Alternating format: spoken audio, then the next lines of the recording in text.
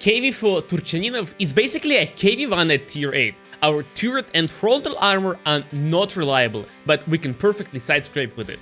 We can over-angle our side and bait enemies to shoot at the armor they can't pen.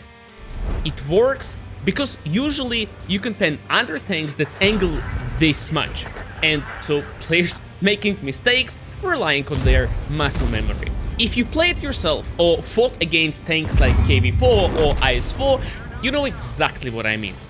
So as long as KV-4 Turchaninov is fighting at the corners, it should be perfectly fine. But for whatever reason, RT does a ton of damage to this tank. Guys, I don't know what it is, but this thing gets absolutely annihilated by the RT, dude. Wow, 400. Okay.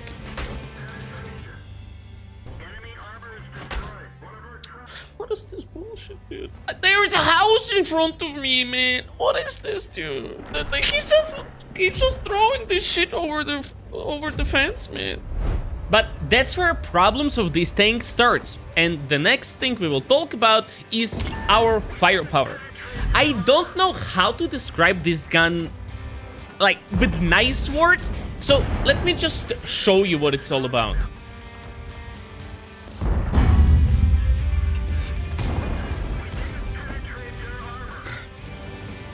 One day, guys, one day.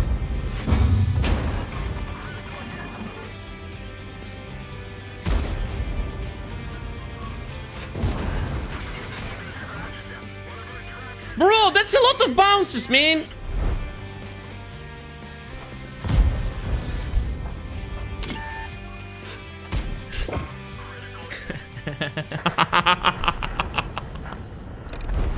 Because of the poor accuracy and bad dispersion factors, I was trying to fight in close combat. The slightest movement of the tank blooms the can and makes it super hard to land shots reliably. So sniping at weak spots or mid to long ranges is just awful experience.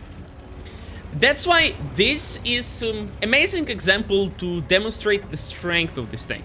DPM and armor. Getting so close to the enemies, I practically cannot miss, and honestly, those were my favorite situations. Now, even after taking damage from Patriot, I'm able to side scrape off of this rock.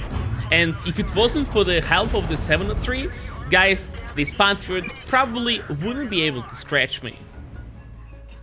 But to be honest, the situation was kinda easy. We were top tier. Now, moving on El Khaluf, we are fighting against tier 9s, and we are a little bit of an underdog. And just pay attention at this unusual position for a heavy tank. But this is like the only spot where I can be close to the enemies and side scrape. And honestly, it felt amazing to put myself in such positions where I am kind of invincible. I have first shot advantage on picking enemies, and if they try to do so, we could even take their tracks out. But seeing how aggressive enemies are and not having many tanks around, I know that I cannot stay in this position anymore. And if you guys encounter the same situation, you want to leave as fast as possible, unless you're playing tank like maybe Object 7-9 and you are confident to hold them off all by yourself. And here is our old friend T-34 without repair kit. This was the only situation where I managed to double track enemies and was able to keep them tracked. But with all honesty, I probably played around 15 rounds with this thing. And have I played more, I'm sure I would find a lot more scenarios where I was double tracking, let's say, heavy tanks. But we are slowly moving to Pearl River. Why slowly, you ask? Well, we have 30 km/h top speed and bad horses to weight ratio, which makes tank super sluggish, especially if we are in the water. There you can forget about trying and turn your tank. But this battle is a great example of how confident you can be with this tank, knowing how to use your armor correctly. And I would like to give you one tip. Pay attention at Somovente. While fighting, he is practically unpennable, unless I can find a shot on his flap, as we did just a second ago. But after going on reload, he decided to go back in cover, which there is no reason for. There is no RT and I cannot pen him. Using this opportunity, I decided to cross. Guess why? To get closer to the enemies, because gun is shit. And remember what I said previously? With the tanks that have bad accuracy, you want to be fighting as close to the enemies as possible. And so, with this mistake from Somovente, I got in perfect position. I see players do this all the time. And guys, let me give you a tip. Instead of going in full cover while reloading, stay present in the battle. I had no idea how many shells SMV had, and if he would have kept peeking on the ridgeline, I would never dare to cross. My biggest fear of going fully behind the cover is that next time I peek, there is going to be KV-4 waiting for me. So I try to keep my surroundings spotted. And you will see me using this numerous times in this epic game on Ruinberg, where we are fighting triple XM57. I mean, the odds of us winning this game is rock bottom. But guys, I'm going to try my best. If for whatever reason you decided to get this vehicle yourself, let me give you a suggestion on equipment and field mods. Personally, I was rolling with 2 sets of equipment, with primary being Stab Turbo and Gun Rammer, and secondary HP Turbo and Gun Rammer. The first one I would be using when I'm playing against higher tiers or on open maps. Stabilizer is going to reduce your bloom by 20%, meaning that you can connect shots much faster. And fighting against higher tiers, it's a problem when you have to aim for a long time, because they just have the penetration to go through your turret or hull without a problem. And I would be playing with the Turbo, HP and Gun Rammer as I have right now on smaller maps when I'm top tier or I expect an easy game. And honestly, I wish that I played this round here with the stabilizer, because the amount of shots that we are going to miss is going to be through the roof. And when it comes down to the field mods, I recommend you skip the first one, go for better accuracy on the level 4 and better viewage at the level 5. We have 350 base view range and it is very bad.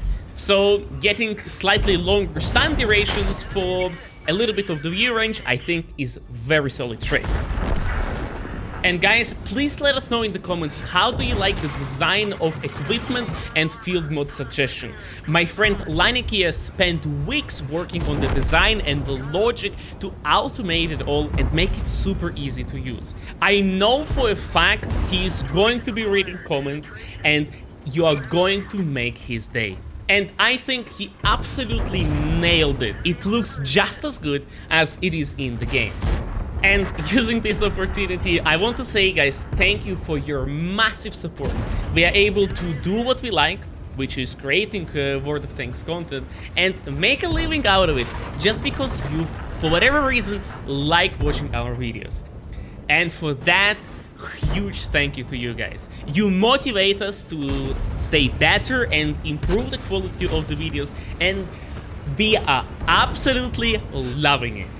Okay, let's get back into the game.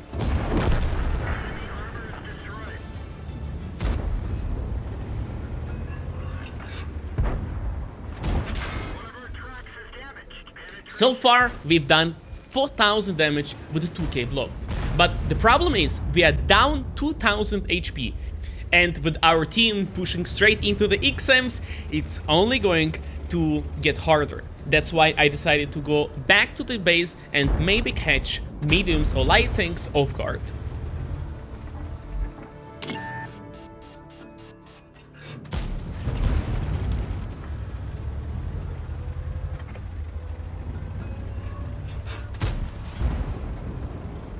I mean, honestly, BZ should be more than fine there.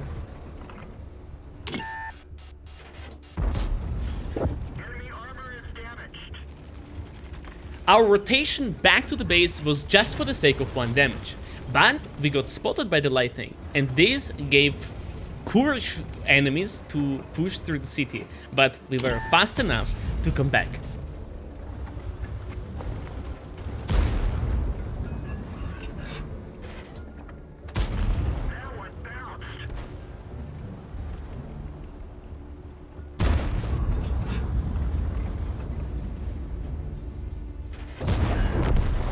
Okay, now I can easily go to the BZ.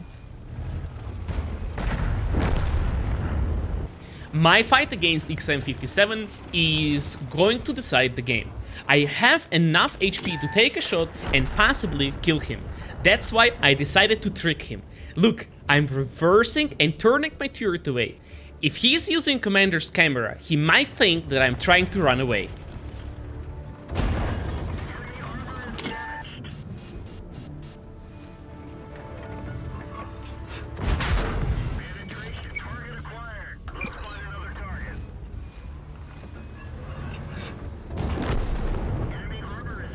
Okay, the end game boss is down, but via one shot. And with the full HP Kapazander that is unspotted, we never know at which point he's going to come and try to clear the city. That's why I decided to rotate a little bit back in safe positions and just wait for enemies to make mistakes.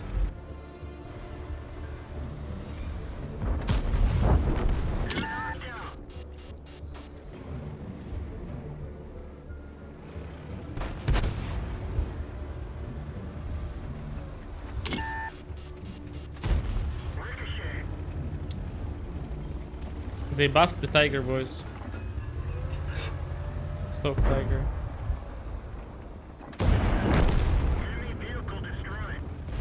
And oh man, I read this Kapazander like a book. Have I stayed in that position, I would probably be killed in exactly the same way as Udis 14-5. So going back in the distance was very smart solution. But what do we do now?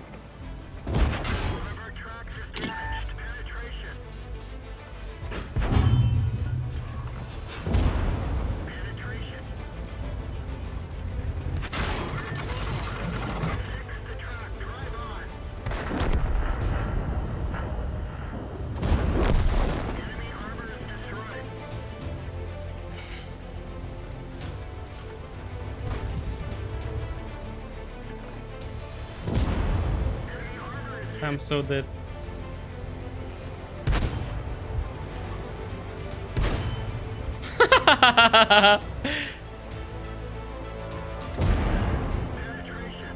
What?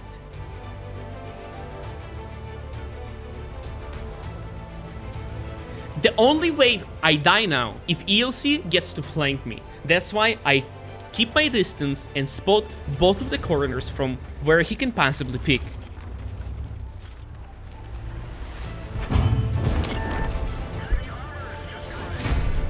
Against triple XM57, guys. Oh man, that was lovely. 2000 base XP. And oh, magnificent profit. This is not a premium tank. It's a premium tank not to make credits. I'm saying this because I shoot a lot of APC rounds and, of course, end up making almost no profit. Have we had a better gun handling or better accuracy, maybe I would trust this gun a little bit more. But honestly, it's just frustrating to bounce enemy just because your gun says no. To summarize what we have been talking about so far, KV-4 Turchaninov has mediocre gun with bad gun handling. Having only 30 km/h top speed, we aren't very flexible, and the only thing that this thing has is its side armor. So when it works, it's fun. But once you are bottom tier, it's going to be very hard to make full use of it because we don't have a penetration, we don't have an alpha damage, and just being useful on the battlefield is very difficult. This tank is hard to play, and that's why I'm rating KV-4 Turchaninov 4 out of 10. I would not recommend getting this tank. But if you like the gameplay with the strong side armor, you can get yourself KV-4 Turchaninov with bonds for free, and that tank is going to be better. Of course, if you are a good player and can make a good use of the side armor, this rating might be a little bit too low, and tank for you might perform better. But for an average player like myself, this tank is mediocre at best. My friends, our first rating video got overwhelming 2,300 likes. Thank you so much for showing your support for this series. I really hope that you enjoyed watching this video as well, and we are going to see you in more upcoming videos. Thank you for watching, and until that time.